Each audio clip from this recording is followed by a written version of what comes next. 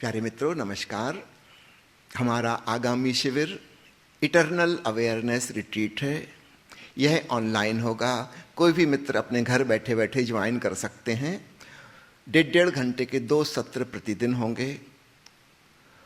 फिर सुबह जो सत्र हुए वो दोपहर को पुनः प्रसारित होंगे और रात को भी प्रसारित होंगे, क्योंकि बहुत सारे साधकगण ऑस्ट्रेलिया में और यूरोप में भी अटेंड कर रहे हैं और भारत में भी, नेपाल में भी। कुछ लोगों को सुविधा होती है सुबह अटेंड करने की, महिलाओं को अक्सर समय होता है दोपहर को अटेंड करने का। तो अपनी सुविधा के अनुसार आप समय चुन सकते हैं। 2 सेशन प्रतिदिन अटेंड करेंगे। इटर्नल अवेयरनेस का मतलब है शाश्वत सजगता। हम जानते हैं हमारा शरीर बदल रहा है। किसी दिन हम छोटे बच्चे थे, फिर टीनेज आ गई, फिर युवावस्था आ गई, प्रौढ़ावस्था आ गई, वृद्धावस्था आने लगी। शरीर निरंतर बदल रहा है और एक दिन यह राख में मिल जाएगा, माटी में मिल जाएगी। यह निरंतर परिवर्तनशील है। दूसरी चीज है हमारे भीतर मन भी लगातार बदलता है। आज से 15 साल पहले आपके जो विचार थे अब वो नहीं रहे। 5 साल पहले जो थे वो भी नहीं रहे। नई इंफॉर्मेशन मिल गई, नई सूचनाएं आपने प्राप्त कर ली, आपके विचार बदल गए, आपकी धारणा बदल गई। आप पहले जिसे सही गलत समझते थे आज शायद वैसा नहीं समझते, आज किसी और चीज को समझ रहे हैं। और कल का भरोसा नहीं, विचार कल फिर बदल जाएंगे। अर्थात मन निरंतर परिवर्तनशील है, लगातार बदल रहा है। इसके और भीतर छुपा है हमारा हृदय, भावनाओं का जगत। भावनाएं तो और भी तीव्र गति से बदल रही हैं।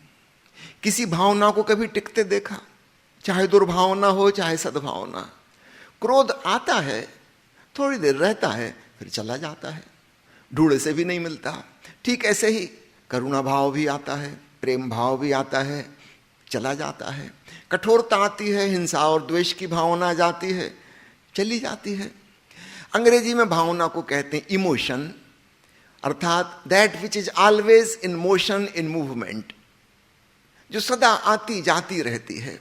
खिड़की से हवा के झोंके की तरह आई, हम ठीक से देख भी नहीं पाते और वो गायब हो गई। तो भावनाएं भी निरंतर परिवर्तनशील हैं। कोई भी चीज टिकाऊ नहीं है, न हमारा तन, न हमारा मन, न हमारा हृदय, न हमारी देह, न हमारा दिमाग, न हमारा दिल। और अगर हम इन्हीं में उलझे रहे तो निश्चित रूप से हम परेशान होंगे, बेचैन होंगे, क्योंकि सब चीजें बदल रही हैं। किसी से दोस्ती थी, बड़ा लगाव था,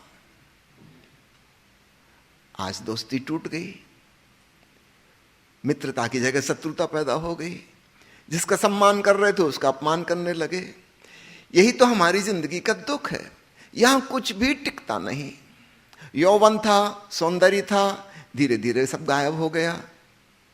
वृद्धावस्था आ गई, चेहरे पे झुर्रियां पड़ गईं, दांत गिर गए, आंखें कमजोर हो गईं, ठीक से चलते नहीं बनता, 25 प्रकार की बीमारियों ने घेर लिया। जब हम स्वस्थ थे हम समझ रहे थे कि हम ऐसे सदा रहेंगे। ऐसा सदा नहीं हो सकते। अमीरी है, न जाने किस दिन गरीबी आ जाएगी।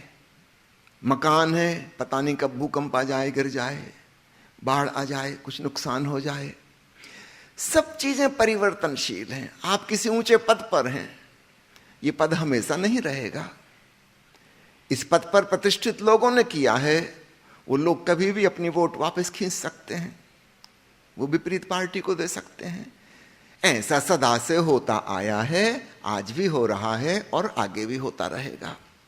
अर्थात बाहर के जगत में जहां सब चीजें लगातार बदल रही हैं, हम कभी शांत नहीं हो सकते। वहां तो सदा ही भूचाल आया हुआ है, लहरें उठ रही हैं, गिर रही हैं। हम निष्कंप कैसे होंगे? जिस व्यक्ति को शांति की तलाश है, आनंद की तलाश है, उसे वैसी जगह खोजनी होगी जो सनातन और शाश्वत रूप से सदा एक सी है, जहां कोई परिवर्तन नहीं होता। और आश्चर्य की बात वह हमारे अंतरतम में मौजूद है। हमारे भीतर एक तत्व है, सजगता, जागरूकता, अवेयरनेस। वो इटर्नल अवेयरनेस है। जब आप स्वस्थ थे तब आप इस स्वास्थ्य के प्रति जागृत थे, जब आप बीमार हुए तो उन तकलीफों के प्रति जागृत हुए। गरीबी में आपने गरीबी को जाना, अमीरी में आपने अमीरी को जाना, बचपन में आपने बचपन को जाना, युवावस्था में यौवन को जाना, और वृद्धावस्था में बुढ़ापे को जान रहे। और आपको जानकर आश्चर्य होगा, जब यह शरीर की मृत्यु हो जाएगी तब भी वो जो शाश्वत चेतना है वो बरकरार रहेगी, उसका अंत नहीं होता, वह अविनाशी चैतन्य है। तो उसको जानने की विधियां हैं, बड़ी आसान आसान विधियां हैं। सदगुरु ओशो की एक किताब का शीर्षक है, मैं मृत्यु सिखाता हूं। अगर हम जीते जी थोड़ी देर के लिए ध्यान में ऐसे डूब जाएं, इतने विश्रामपूर्ण और रिलैक्स हो जाएं कि जैसे मर ही गए, तब हमें पता चलता है कि भीतर कुछ है जो अभी भी नहीं मरा, और उस तत्व का पता चलता है जो कभी नहीं मर सकता। वह अमृत अविनाशी चैतन्य, वही हमारी आत्मा है। तो उसको जानने की बड़ी आसान आसान विधियां हैं। कुछ हिप्नोसिस की विधियां हैं जिसके द्वारा हम अपने सूक्ष्म शरीर को स्थूल शरीर से अलग कर सकते हैं। वो एस्ट्रल बॉडी फिजिकल बॉडी से डिसआइडेंटिफाई हो जाती है। बड़े सरल प्रयोग हैं, धारणा के प्रयोग। एक हिप्नोटिक ट्रांस की स्थिति में पहुंच के वैसा ख्याल करें और वैसा होने लगता है, और तो हम दूर खड़े होकर अपने ही देह को देख पाते हैं कि वो रही मेरी काया, और मैं तो उसे जान रहा हूं, वह मृतवत पड़ी है और मैं उसे जान रहा हूं।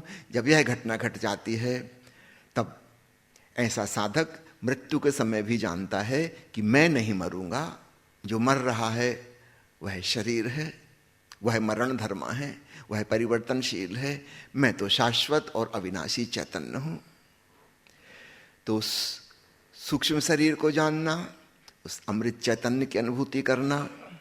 अंग्रेजी में ओशो की एक किताब है, द आर्ट ऑफ डाइंग। एक छोटी सी कहानी है, वो आपसे कहूं, पूरी बात एकदम से ख्याल आ जाएगी। एक सूफी कथा है कि एक अमीर आदमी व्यापार के लिए दूर दूर जाया करता था, परदेशों में जाया करता था। किसी जंगल रास्ते से गुजरते हुए उसने एक बहुत मधुर पंछी की आवाज सुनी। उसने किसी प्रकार उसको जाल में फंसाया, उस पंछी को ले आया, पिंजड़ा बनाया, बहुत सुंदर महंगा सोने का पिंजड़ा, उसमें पंछी को रखा। लेकिन पंछी बड़ा व्याकुल रहता। पंछी इतने नासमझ नहीं हैं इंसानों जैसे कि सोना चांदी और हीरा जवाहरात के पिंजड़े को वे महत्वपूर्ण माने। उनके लिए तो खुला आकाश महत्वपूर्ण है। वो पंछी बड़ा परेशान रहे। होते होते होते 1 साल गुजर गया। उस व्यापारी ने कहा कि अब मैं पुनः उसी जगह जा रहा हूं अपने व्यापार के सिलसिले में जहां से तुमको पकड़ा था।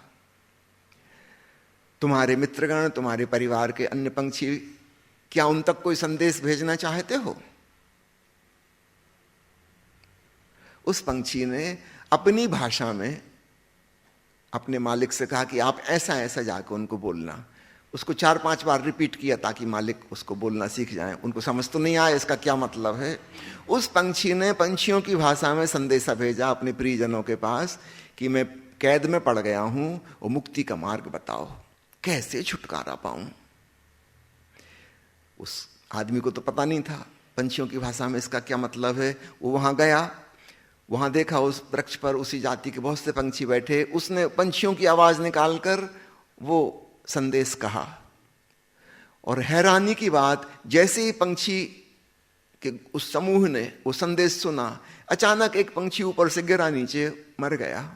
दूसरा गिरा, तीसरा गिरा, वो 8-10 पंछी फटाफट फटाफट गिरे, सब मर गए। ये आदमी तो घबरा गया, वहां से हटा कि लगता है कोई अपशकुन की बात हो गई। ये कैसा संदेश उस पंछी ने भेजा था कि सुन के उसके परिजन मर गए। पता नहीं कौन सी गलत बात उसने कह दी। खैर, अपने व्यापारिक टूर से लौट के अपने जब वो घर पहुंचा तो उसने उस पंछी से कहा कि तुमने ऐसी कौन सी बुरी बात कह दी कि तुम्हारे प्रियजन सुनते ही से पेड़ से गिर गए, मर गए। जैसे उस पंछी ने पिंजड़े के भीतर ये बात सुनी, वो भी एकदम से टपक के गिर गया, मर गया। व्यापारी ने अपना माथा ठोंका कि हो क्या रहा है। खैर अब मर गया तो अब क्या करते, उसने पिंजरा खोला, उसको निकाल के बाहर फेंका। वो वास्तव में मरा नहीं था, उसने तुरंत पंख फड़फड़ाए और उड़ गया। और उड़ते उड़ते उसने व्यापारी से कहा कि मेरे साथियों ने यही संदेश भेजा था।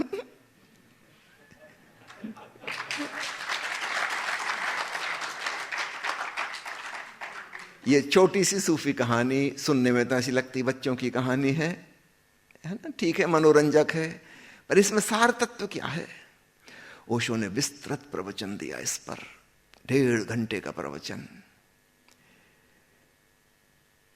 अगर इस आवागमन की कैद से छुटकारा पाना है, जिसे हम संसार कहते हैं, एक ही उपाय है, जीवित मरिए भवजल तरिए। तुम मृतवत हो जाओ।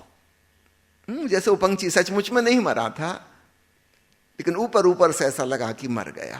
काश घंटा आधा घंटा के लिए तुम भी बस ऐसे पड़े रह जाओ, टोटली रिलैक्स्ड, ऑलमोस्ट डेड। सांस भी इतनी धीमी चले कि लगभग नहीं के बराबर। और तुम पाओगे उस गहन विश्राम की अवस्था में तुम्हारा सूक्ष्म शरीर स्थूल शरीर से बाहर निकल आता है। वो ऊपर फ्लोट करने लगता है जैसे कोई बादल का टुकड़ा हो, और उसमें क्षमता है एक्सपेंशन की, विस्तीर्ण होने की, फैलने की। वह दूर गमन भी कर सकता है, जिसको हम कहते हैं एस्ट्रल ट्रैवलिंग। कहीं भी घूम फिर के वापस आ सकता है। एक सूक्ष्म धागा जुड़ा रहता है उस सूक्ष्म शरीर का स्थूल शरीर की नाभि से, तो कोई खतरा नहीं है, वो कहीं भी जाए लौट के फिर वहीं आ जाता है। लेकिन इस अनुभव से एक बात पता चल जाती है कि मैं जिसको अब तक अपना स्वयं का होना समझ रहा था, ये साइकोसोमेटिक कॉम्प्लेक्स, ये तन मन, मैं सिर्फ यही नहीं हूं, मैं इसके अलावा कुछ और हूं। ये शरीर ज्यादा से ज्यादा एक पिंजड़ा है बस, ठीक है, एक निवास स्थान है, फिलहाल मैं इसमें रह रहा हूं। ऐसे हजारों शरीरों में, हजारों जन्मों में रह चुका, और चाहूंगा तो भविष्य में भी रह लूंगा। कभी हम पशु के शरीर में थे, कभी हम पंछी के शरीर में थे, कभी हम पेड़ पौधों की काया में थे, कभी हम कीट पतंग भी थे, अभी हम मनुष्य हैं। ये निवास स्थान है, ये मैं नहीं हूं। ऐसे कई निवास स्थानों में मैं ठहरा हूं। मैं तो वह इटर्नल अवेयरनेस, वह शाश्वत चेतना हूं जो ट्रेवल करती है, यात्रा करती है एक शरीर से दूसरे शरीर से, एक जन्म से दूसरे जन्म में। मैं यात्री हूं, यात्रा का वाहन नहीं। मैं ड्राइवर हूं, मैं कार नहीं हूं। अभी हमें क्या भ्रांति हो गई है, कार में बैठे बैठे बैठे, हमारा जन्म कार में ही हुआ था, फिर हम कार चलाने लगे और कभी आज तक हम उससे उतरे नहीं नीचे। हमको लगने लगा कि मैं कार ही हूं, कभी हटे नहीं, उससे दूर नहीं निकले। जब भूख लगती है और प्यास लगती है, हम कहते हैं मुझे लगी, गलत कहते हैं। ईंधन की जरूरत कार को है, कार को पेट्रोल चाहिए, उसको प्यास लगती है। कार के टायर में हवा चाहिए, ड्राइवर को नहीं चाहिए। ये कार की जरूरतें हैं। ठीक ऐसे हमारे शरीर की जरूरतें हैं, उसे भोजन चाहिए, पानी चाहिए, वायु चाहिए। ये हमारी जरूरत नहीं है, हम तो वह ड्राइवर हैं जो शरीर को चला रहे हैं। ऐसे हजारों शरीरों को चला चुके। काश हमें अपनी याद आ जाए उस शाश्वत चैतन्य की, तब कार से हमारा मोह भंग हो जाता है। इसका यह मतलब नहीं कि हम कार के दुश्मन हो जाएंगे, कि कार में पेट्रोल नहीं डालेंगे। बिना पेट्रोल के कार कैसे चलेगी? योगी भी भोजन लेता है, योगी भी पानी पीता है, योगी भी सोता है। कार का दुश्मन थोड़ी हो गया। कार को धन्यवाद, फिलहाल तो हम उसमें यात्रा कर रहे हैं, पर हमने जान लिया कि हम कोई और हैं। ये वाहन है, हम सवार हैं।